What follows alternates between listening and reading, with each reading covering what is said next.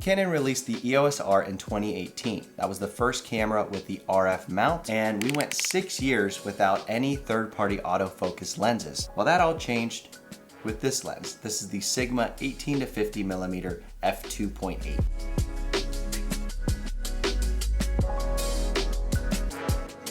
Now, I watched a lot of reviews when this lens first came out. It wasn't available on any cameras that I owned. I have a lot of M-mount cameras, so I was used to Sigma's like 30 millimeter or 16 millimeter lenses. Really happy with those lenses. So I was super excited when Sigma announced that they were going to be releasing some lenses for the RF mount system. And the first lens being this little 18 to 50 millimeter f2.8. And now after testing it out firsthand, I can confidently say if you own any of the Canon RF mount cameras with an APS-C sensor, like the Canon R100, R50, R10, or R7, this is probably the best budget lens you can get. So in this review, we're gonna talk about all the features, the pros, the cons, and ultimately my thoughts and opinions on this lens. Now, first of all, let's talk about the overview of this lens. Starting off with the mount, this is an RF mount lens. Now, if you own a full frame Canon RF mount camera, this I think technically will work. However, it's gonna crop in on that sensor and not be as ideal. This lens is designed for any of those mentioned cameras, the R50, R10, R100, and R7. So if you own any of those cameras, this is going to mount on perfectly fine, no adapters needed. The overall lens is very simple. There's just a focus ring, and it's kind of a smaller ring, and then there's a little bit of a bigger ring that has the zoom. So going from 18 to 50 millimeters, and the lens does extend when you zoom in and out. The overall build quality is very nice. I will say I don't know if it's as nice as their like primes, like this 30 millimeter. I feel like the metal on this one is just a little bit nicer quality. That being said, Sigma's lens stacked up against Canon's more affordable zoom lenses, like this little 18 to 45 millimeter kit lens, this feels like cheap plastic, where this feels like a lot more premium quality. So I've always been really impressed with Sigma's build quality, and I feel like this is no exception. It feels really nice in the hand, and it feels very durable. This lens does come with, of course, a front lens cap and a rear lens cap, and Sigma also includes a lens hood, which is really nice that they include that. Now, the biggest feature of this lens is that it has a constant aperture of f2.8, and 2.8 is really good in low light, as well as able to give you that nice professional blurry background, kind of compressed background. And the fact that it's a constant aperture is really big, because whenever you have it at 18 millimeters and you're at f2.8, and then you zoom it to 50, it stays at f2.8, versus say this kit lens, which has a variable aperture.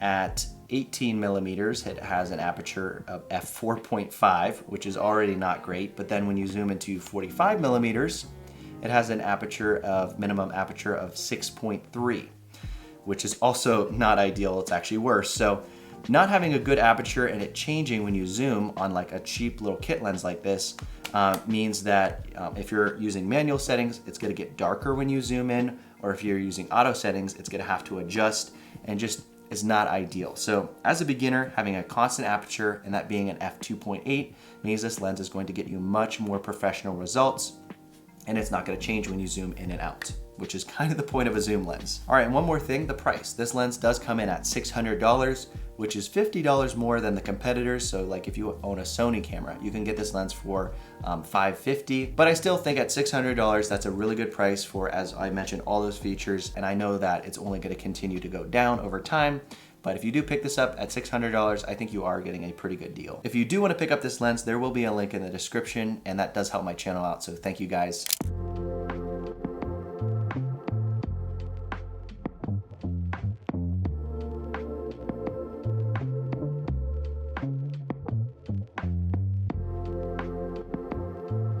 Now I want to get onto the pros and the cons. So first of all, the big pro, as I mentioned, the aperture of f2.8, which of course is going to get you good low light results as well as a professional blurry background.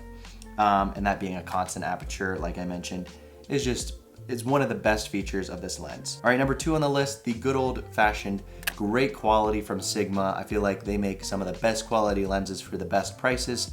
And of course, this one is no exception. Now the focal distance on this is 18 to 50 millimeters, which in full frame equivalent is like 29 to 80 millimeters. and that means it's a very versatile focal range. 18 millimeters is actually wide enough that you could vlog with this lens. It's not as wide as I would like, but it actually is vloggable at 18 millimeters. And then when you zoom into 50, that's a great portrait length, kind of similar to like obviously the nifty 50. Having that versatile range from 18 to 50 millimeters means that this would be great for vlogging, street photography, portraits, maybe some sports photography, although it's not like a big zoom lens. So having the ability to zoom from 18 to 50 millimeters is a very comfortable and versatile focal distance. All right, I've been using this with the Canon R10, and the autofocus and subject tracking works really well with this lens. I haven't run into any issues while using it. It also is very silent for video work. That's a game changer. I was using Sigma's 18 to 35 f1.8. That lens had noises when you were focusing, which was really kind of a bummer because I like that lens. But having a really quiet lens like this one means that for video work, you're not going to hear that annoying focusing sound, and it's not going to ruin the audio if you have a shotgun microphone attached to your camera. So that's great for us videographers. Now I want to talk about the cons. So the lens does extend when zooming. To me, that just annoys me. I don't know why. It's really not a con, but I had to put that in there because I prefer lenses that are all what you see is what you get and it doesn't extend. That's not ideal if you are going to be using a gimbal. Of course, if you zoom out, then your gimbal's going to be all out of whack, but ultimately that's not a big deal to me. Con number 2, it's $50 more than the other lenses. I don't know why. I wish it was the same price at $550. I think that would be an even better deal. But of course, even at that, I don't mind spending the extra $50 to get this awesome lens. And con number 3, it doesn't have image stabilization. But of course, if you own something like the Canon R7, that has in-body image stabilization. So that kind of basically takes away that, lack of image stabilization. So to me, all those cons aren't really that big of a deal. The pros definitely outweigh the cons. So now let's talk about my personal opinions on this lens. As I mentioned, I was very excited when this lens was announced that it was coming to the RF mount system. I had been anticipating this day for a really long time. So needless to say, the expectation was very high. Now, did this lens deliver? Absolutely. I've only been using it for a little bit, but this lens has definitely been a great lens, and I'm really looking forward to using it for a very long time. I'd highly recommend it because it just feels like a well-built, well-rounded lens, and ever since I put it on my Canon R10, I feel like I haven't needed to switch out any other lenses.